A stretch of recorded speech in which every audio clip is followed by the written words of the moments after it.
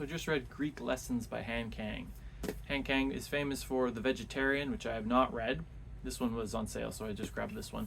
But I would like to read The Vegetarian after this one. So this is a very different sort of book. It's pretty short, but it's written like, it almost felt like a very artsy film. It was like a series of almost vignettes, short little pieces broken off about these two characters and their daily lives and their feelings, and also reflections on their past. So some like letters written to people from their past, some memories cropping up. But like I said, the format of it is very short sections. We don't sort of follow a full, there's a couple sort of full scenes, but a lot of them are just sort of parts of scenes. You know, a character walking to a destination and we don't see that destination, we don't see them leaving the house. Character getting home after a day of work and getting in the bath, and that's it.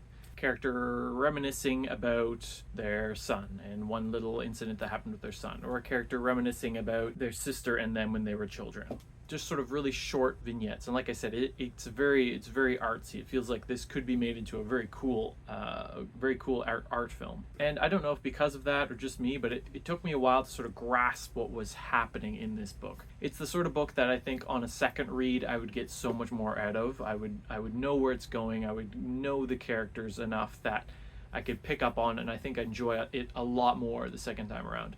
In fact, as soon as I read the very last page, I went back and started over again and started reading the first 10 pages or so, just to sort of, because those first 10 pages as I was reading it did not really mean anything to me at the time. This book is also very poetic. It uses a lot of poetic language, and a lot of the way that I can't say prose. The prose is structured in the book itself is almost as forms of poetry. Language itself being a sort of a big theme of this novel. So we have two main characters, neither of whom are given a name. They are, I don't want to say middle-aged, but they're in their 30s. One's a 38-year-old Greek professor, or teacher, I should say. He teaches Greek lessons, hence the name of the book. We learn about him things like he was born in Korea, but he and his family moved to Germany when he was very young.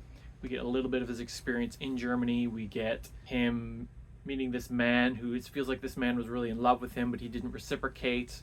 And then later on we find that man dies, and our character sort of wishes he had reciprocated just because of his feeling like this man's now dead. And he has this sister who's a soprano. She's a singer, and does quite well for herself. But none of these things really matter in terms of the plot. They're just sort of building up our character, getting to know our character. He also had this experience with a woman in Germany that, again, I'd have to read it again, but it felt very much like he was not stalking her, but he was really into her and she was not into him. In fact, she ended up beating him to the point of unconscious at one point, and he had to wake up in a hospital, and he has this big scar on his face from where she beat him with a piece of wood. Like, I think he needs to learn that no means no. But anyways, he moves back to Korea, and we sort of get some of his experience of being back sort of among Koreans and how he sort of blends in with the crowd, and that sort of, he gets this weird sort of sense of melancholy and solitude, not being one that stands out like he did in Germany, but being just sort of another Korean in Korea. And he starts teaching Greek lessons. He also has this medical condition where his eyesight is slowly getting worse and worse and worse. And by the point of this book, when he's in his late 30s, it's really bad, to the point of him basically being blind if he does not have his glasses on. Our other character is a woman. I imagine her to be around the same age. She had this weird experience with language as a child where she was mute for a time. There's no physiological reason for it. It's something psychological, but she sort of grew out of it or came out of it and went about living her life. Just before the events of this book, her mother passed away. She got a divorce with her husband, and she lost custody of her son because her husband's a really wealthy person. He's got good connections, and he also sort of dug up all of this stuff in her past about her losing her voice, and sort of there's hints about her going to therapy for certain things, and there's also hints about her self-mutilating and cutting herself. She always has her wrist covered with a hairband. So something happened in her past, and her husband used that against her to get custody of her child. So she's lost a lot.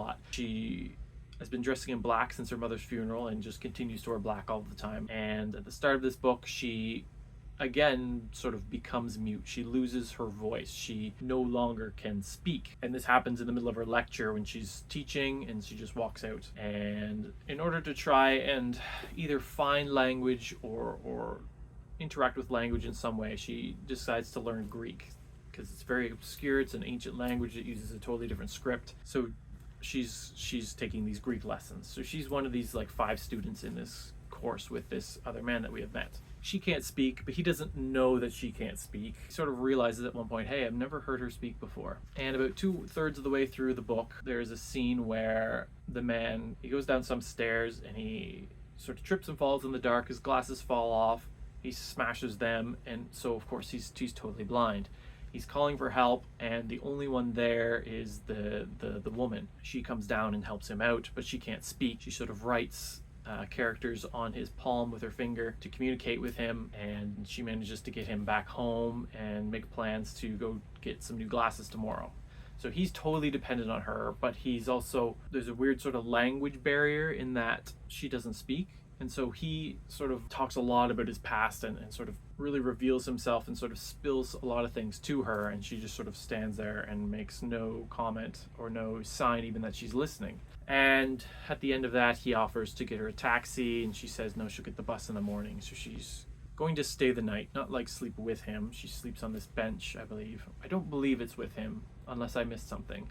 And the next day she's gone, and he's by himself again, still totally blind, but she comes back, and it's revealed that she sort of couldn't sleep throughout the night. She tried to go back home, but she couldn't sleep there, so she comes back to sort of help him get his glasses. And then they embrace and they start kissing and sort of have an intimate moment where they're both sharing that they both have this sort of, I don't want to say shared trauma, but some sort of a shared, if not experience, then a feeling. They're both going through these intense sort of estrangements from humanity and from society and from each other, and their own bodies sort of betraying them. And this sense, even though it's can't really be communicated between the two of them, is enough to bring them together in the end of this book. And that's kind of the whole plot. I know that sounds really basic, but I think you really need to read it yourself to sort of get it.